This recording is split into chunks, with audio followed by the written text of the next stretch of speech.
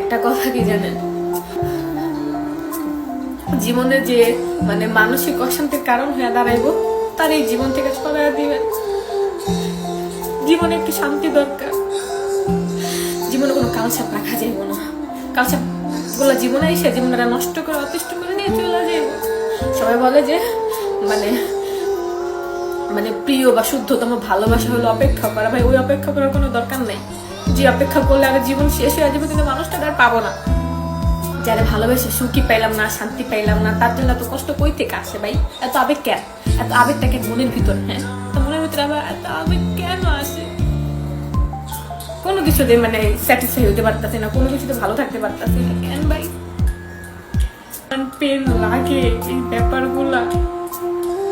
সবাই বলে ভালো সময় আসবো, অপেক্ষা করো অপেক্ষা করো। ভাই ভালো সময় আসে না, আমরা মানায় নেই সময়ের সাথে সাথে। আমরা আমরা আমরা সময়ের সাথে সাথে তাল মিলাই, ওই যে এরপরে আস্তে আস্তে ঠিক হয়ে যায় সবকিছু, কিন্তু আসে না ভালো সময়। মানায় নিতে নিতে একটা সময় সব ঠিক হয়ে যায়। কি যে একটা মানুষ মরে গেল তো মরেই গেছে, গা মাটি দিয়ে আসছি, হ্যাঁ, কিন্তু বাচ্চা থেকে যে পেন গুলা লাগে দেখতে শুনতে, এতে বড় পেন আর কিছু না।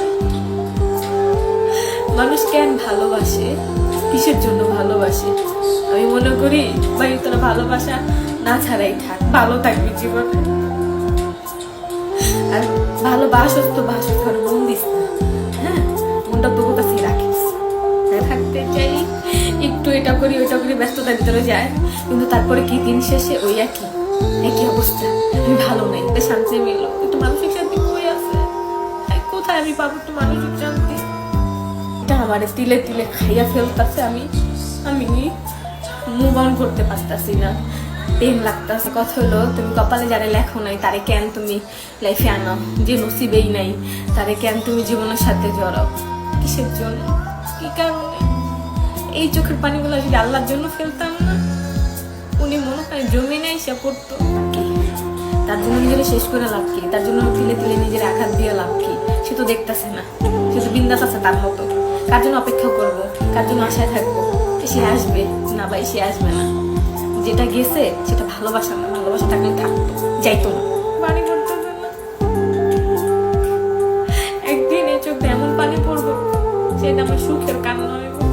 এখন হয়তো দুঃখ পাওয়া কাঁদতেছি, একদিন আমি সুখ পাওয়া কান্না করবো, আল্লাহর কাছে করবো আমার কত যন্ত্রণা দিছে, কষ্ট দিছে, এবারে বুঝে নাই, কিছুই করেনি।